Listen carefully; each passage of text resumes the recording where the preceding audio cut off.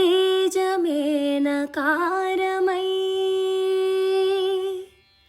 मनोनिश्चयं मकारमयी श्वासचलनमे शिकारमयी वाञ्छितार्थमेव कारमयी योचन सकलमु यकारमयी नादं नकारं मन्त्रं मकारं स्तोत्रं शिकारं वेदं वकारं यज्ञं यकारं ॐ नमः शिवाय ॐ नमः शिवाय ॐ नमः शिवाय. శ్రీ శ్రవణ ఛానల్కి ఇచ్చిన వాళ్ళందరికీ శ్రోతలందరికీ కూడాను మరొకసారి స్వాగతం. ఈరోజు మనం 6, 7, 8 శ్లోకాలని చెప్పుకోవడానికి ప్రయత్నం చేద్దాం. ముందుగా 6వ శ్లోకం దాని సంస్కృత శ్లోకము, ఆ తర్వాత దాని ప్రతిపదార్థ తాత్పర్యాలు, దాని వివరణ తెలుగులో పద్యం, ఆ తర్వాత 7వ శ్లోకం మళ్ళీ దాని క్రమం కూడా ఇలాగే ఉంటుందన్నమాట. ముందుగా 6వ శ్లోకాన్ని వినేద్దాం మనం. घटो वा मत्पिण्डोऽप्यणुरपि च धूमोऽग्निरचलः पटो वा तन्तुर्वा परिहरति किं घोरशमनम्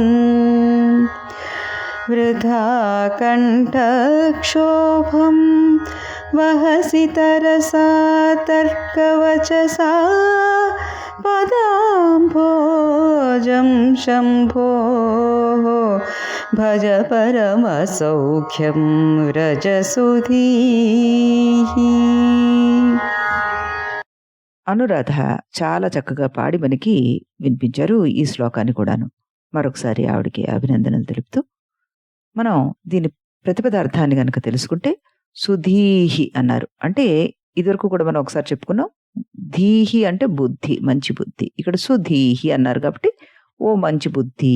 ఘటోవా అంటే కుండ గాని, మృత్పిండోపి మట్టి ముద్ద గాని, అణురపి పరమాణువు గాని, ధూమః పొగ గాని, అగ్నిహి నిప్పు గాని, అచలః పర్వతము గాని, పటోవా వస్త్రము గాని, తంతుర్వా అంటే దారము గాని, ఘోర శమనము భయంకరుడైన యముని, పరిహరతి కిం పోగొట్టునా ఏమిటి, తర్కవచస తర్కశాస్త్రమునందలి మాటల చేత, వృధా వ్యర్థముగా, కంఠక్షోభం కంఠక్షోభం అంటే కంఠమును కాయసం, సహసి కలిగించుచున్నవి, శంభోహ శివుని యొక్క పదాంభోజం అంటే పాదపద్మమును భజ సేవించు, తరస శీఘ్రముగా, పరమసౌఖ్యము అంటే మోక్ష సామ్రాజ్యాన్ని వ్రజ పొందుము అంటున్నాడు.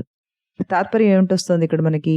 కుండలు చేయడానికి మట్టి సాధనం, దానికి పరమాణువులు కారణం, కొండ మీద పొగ ఒకటి కనబడుతోంది, అక్కడ నిప్పు ఉంటుందనేది మనకి నిర్ధారణ. బట్టలు దారాల వల్లే తయారవుతున్నాయి. ఈ రకంగా తర్కశాస్త్ర వాక్యాలు ఒకదానికొకటి కనబడుతున్నా అవేవి కూడాను మృత్యుని ఆపలేవు అంటున్నారు. ఓ మంచి బుద్ధి, వీటినే పిడివేసి వల్లించి కంఠక్షోభాన్ని ఎందుకు కలిగించుకుంటున్నావు? వద్దు, హాయిగా శివభజన చేసి మోక్షాన్ని పొందు అంటూ చెప్పడం జరిగింది. ఇందులో వివరణ ఏమిటి చెప్తున్నారు అంటే, వివిధ జ్ఞానాలతోటి ఎన్నో రకాలుగా మనం విజ్ఞానం అయినా అవసాన కాలం ఆసన్నం అయితే ఈ శాస్త్రజ్ఞానం అంతా కూడా నిరుపయోగమే. మృత్యుంజయుని బారి నుండి అది మనని రక్షించలేదు. వ్యాకరణవేత్తకు ఎన్ని రకాల సంధి సూత్రాలు కంటతా వచ్చినా, ఏ సూత్రం అడిగినా తడుముకోకుండా వెంటనే సరిగ్గా చెప్పగలిగినా ఆ సమాధానాలు, ఆ విజ్ఞానం యముణ్ణి మభ్యపెట్టి ఆయన కర్తవ్యాన్ని అయితే మరుగుపరచలేవు కదా, ఆయన మనస్సును మార్చలేవు కదా. అనర్గళంగా వేదాలని స్మృతుల్ని వినిపించిన ప్రయోజనం ఏముండదు. మనం నేర్చుకున్న ఏ విద్య కూడాను ఇక్కడ పనికిరాదు యముడి ముందు అంటూ చెప్తున్నారనమాట. కుండ నిండా మట్టే కదా, కుండ అని వేరుగా ఏముంటుంది? పొగ కనబడుతోంది కాబట్టి అక్కడ నిప్పు ఉండి తీరాలి, దారాల పోగు తప్ప వేరే వస్త్రం ఇంకేమైనా ఉంటుందా మొదలైన తర్కశాస్త్ర పదాలు పలికి వల్లెవేసినంత మాత్రాన కంఠానికి వ్యధ, శ్రమ ఇంతకంటే ఏమీ లేదు. మార్కండేయుడి కథలో ఏం జరిగిందో మనం గుర్తు తెచ్చుకుంటే ఈ శంకరుల వారి ఈ సలహా బాగుంటుంది మనకందరికీ కూడా. ఏం సలహా అది? శివనామ జపం చేయండర్రా, శివుణ్ణి ఆశ్రయించండి చాలు అంటూ చెప్తున్నారనమాట. అందుకే భజగోవింద శ్లోకంలో కూడాను మనకి ముక్తి మార్గం గురించి చెప్పడం జరిగింది. ఈ శ్లోకానికి తెలుగు పద్యాన్ని కూడాను వినేద్దాము. ఘట శబ్దమున కాని పట శబ్దమున కాని పొగయు నిప్పుయుగాని నగముగాని వట్టి దారముగాని మట్టి ముద్దయుగాని పరమాణువేని అంబరము కాని తర్కశాస్త్రపు పదతతులు పల్కినచో వట్టి కంఠమునకే వ్యధయు తప్ప అట్టి మాటలచే భయంకరుని యముని పట్టుచున్ మృత్యువున్నెట్టగలవే. కాన అవిమాని జీవనగమ్యమైన భవుని పాదార విందాల భజన చేసి శాంతినిచ్చెడు పరమమౌ సౌఖ్యమంది తరణముందుము సుమతి కుతర్కమేలా. డాక్టర్ గారు చాలా చక్కగా పాడి దీని సారాన్ని మనకి అందించారు. మరొకసారి ఆయనకి అభినందనలు తెలుపుతూ మనం ఈరోజు 7వ శ్లోకాన్ని కూడాను చెప్పుకోవడానికి ప్రయత్నం చేద్దాం. ముందుగా సంస్కృత శ్లోకం. మనస్తే పాదాబ్జే నివసతు వచస్తోత్రభణితౌ करश्चाभ्यर्चायां श्रुतिरपि कथा कर्णनविधौ तव ध्याने बुद्धिः नयनयुगलं मूर्तिविभवे परग्रन्थान् कैर्वा परमशिव जाने परमतः. అనురాధ గారు చాలా చక్కగా పాడి మనకి వినిపించారు ఈ శ్లోకాన్ని. ఇప్పుడు దీని తాత్పర్యాన్ని గనక మనం తెలుసుకుంటే ఇది మనకేం చెప్తోంది? హే పరమశివ, ఓ పరమేశ్వర, మనః మనస్సు, తే నీ యొక్క, పాదాబ్జే పాదపద్మమునందును, వచః వాక్కును, స్తోత్రపడితో స్తోత్రపాఠాలు చదవడయందు, కరః చేతులను, అభ్యార్చాయాంచ అంటే పూజయందును, శృతి చెవులను శ్రవణేంద్రియాలను, కథాకర్ణ విధౌ చరిత్రలు వినడం యందు, బుద్ధి బుద్ధిని, తవ నీ యొక్క, ధ్యానే ధ్యానమునందును, నయన యుగళము కన్నుదోయలను 2 కళ్ళను, మూర్తి విభవే నీ దివ్య మంగళ విగ్రహం యొక్క చక్కదనాన్నందును, నివసతు స్థిరపడి ఉండుగాక, అతః పరం అంటే ఇక మీద, కైర్వా ఏ ఇంద్రియాల చేత, పరగ్రంథాన్ నీ కైంకర్యానికి వ్యతిరిక్తాలైన గ్రంథాలను, జానే తెలుసుకుంటాను అంటూ ఇందులో చక్కగా చెప్పబడింది. అంటే ఏంటి? మనస్సు, వాక్కు, హస్తము, శ్రవణము, బుద్ధి, నేత్రము అనే 6 ఇంద్రియాలు సర్వకాల సర్వ అవస్థల యందు నీ కైంకర్యం నందే ఉంటే గనక ఇంకా గ్రంథాంతర ప్రసక్తి ఏమీ లేదు కదా అని అంటున్నారన్నమాట. అంటే వివరణలో ఏం చెప్తున్నారు? ఆలోచించడానికి మనసు ఉంది కానీ దేనిలో నిమగ్నమై ఆలోచించాలో మనకు తెలియదు. మాట్లాడడానికి నాలుక ఉంది కానీ ఆ నాలిక దేన్ని స్మరిస్తే అది సార్థకం అవుతుందో తెలియదు. పనులు చేయడానికి చేతులున్నాయి కానీ ఆ పనులు ఏవి చేస్తే ముక్తి పొందుతుందో తెలియదు. వినగలడానికి చెవులున్నాయి కానీ వేటిని వింటే దానికి విలువ పెరుగుతుందో తెలీదు. చూసి తరించాలంటే ఏది చూడాలో తెలీదు. దేన్ని ధ్యానం చేస్తే బుద్ధి పెడదోలు పట్టకుండా స్థిరత్వాన్ని పొందుతుందో అది తెలుసుకోవాలి. ఆదిశంకరులు ఈ 6 ఇంద్రియాల సార్థకతగా చేకూరి మనం తరించడానికి ఈ శ్లోకంలో 6 వ్యాపారాలని మనకు చెప్తున్నారన్నమాట. మనస్సుని మహేశ్వరుని పాదార విందారాల దగ్గర పెట్టండి. వాక్కుని వామదేవుణ్ణి స్తుతించడంలోనూ, హస్తాలతోటి హరుణ్ణి అర్చించడంలోనూ, వీణులతోటి విశ్వేశ్వరుణ్ణి లీలలు వినడంలోనూ కన్నులతో ఆ కామేశ్వరుణ్ణి కాంచడంలోనూ స్థిరంగా బుద్ధిని స్థాణుని పైన లగ్నం చేయడంలో నిమగ్నమైతే ఈ 6 ఇంద్రియాలు మనల్ని పాపలోకంలో పెడత్రోవలు త్రొక్కించకుండా ఉండే అవకాశం ఉంటుంది అంటూ చక్కటి అర్థాన్ని ఇక్కడ చెప్పారు. ఇదే దాన్ని మనకి భాగవతంలో ప్రహ్లాదుడు కూడా చెప్పాడు. ఏంటి? కమలాక్షు నర్చించు కరములు కరములు, శ్రీనాథుని వర్ణించు జిహ్వ జిహ్వ, సురరక్షకుని చూడు చూడ్కులు చూడ్కులు, శేషసాయికి మ్రొక్కు శిరము శిరము, విష్ణునాకర్ణించు వీనులు వీనులు, మధువైరి దవిలిన్ మనము మనము, భగవంతు వలగును పదములు పదములు, పురుషోత్తముని మీద బుద్ధి బుద్ధి అంటూ చక్కటి శ్లోకం మనకి భాగవత శ్లోకం ఇదే చెప్తోందనమాట. శివాయ విష్ణు రూపాయ అని పెద్దలు అందుకే అంటారు. శివుడికి చెప్పినా, విష్ణువుకి చెప్పినా, గోవిందుడికి చెప్పినా, ఎవరికి నామం తీసుకున్నా మన ఇంద్రియాలన్నీ కూడాను వారి నామ జపానికి వినియోగిస్తే చాలు, వారికి సంబంధించిన పనులు చేస్తే చాలు అంటూ చక్కటి అర్థాన్ని ఇందులో మనం తెలుసుకోగలిగాం. ఇప్పుడు మనం తెలుగులో పద్యాన్ని కూడాను, అనువాద పద్యాన్ని వినేద్దాం.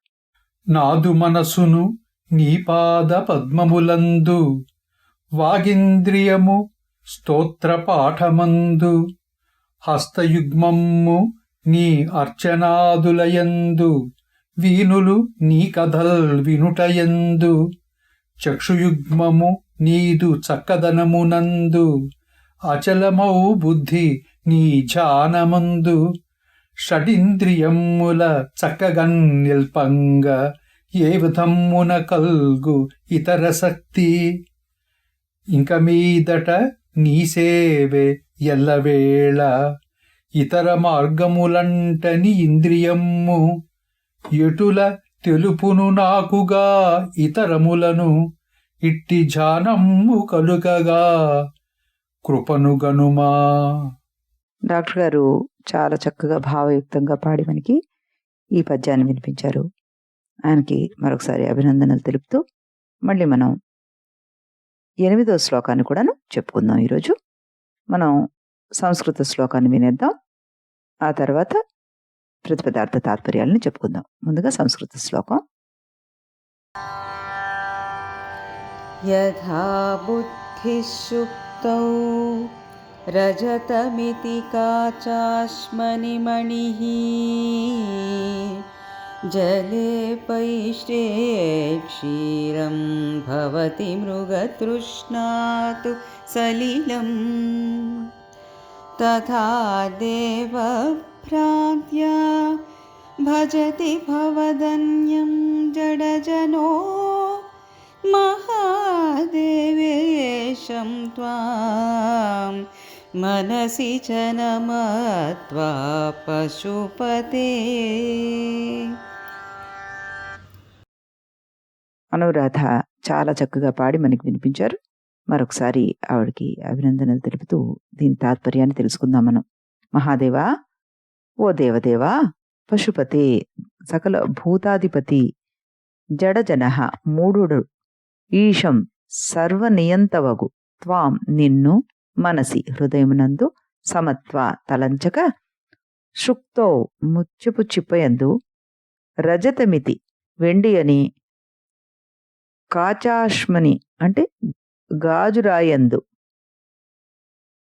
మణిహి మాణిక్యమని, పైష్టి పిండి గలిపిన, జలే నీటియందు, క్షీరం పాలని, మృగతృష్ణసు ఎండమావులయందు, సలిలం జలమని, బుద్ధి మిథ్యాబుద్ధి యథా ఎట్లు, భవతి కలుగుతుందో, తథా అట్లు, భవదన్యం నీకంటే ఇతరుడైన వారిని, దేవాభ్రాంత్య దేవుడను భ్రాంతి చేత భజతి సేవిస్తున్నాడు అంటున్నారు. అంటే మహాదేవ, ముచ్చపు చిప్పల్లో వెండి ఉందని, గాజురాళ్లను మణులని, పిండి నీళ్లను పాలని, ఎండమావుల్లో నీళ్లున్నాయని భ్రమించినట్లుగా నిన్ను తెలియనే మానవుడు ఇతరులన్నీ దేవుడిగా భ్రమించి సేవిస్తున్నాడు అంటూ తాత్పర్యం వచ్చింది. మరి వివరణ ఏంటి?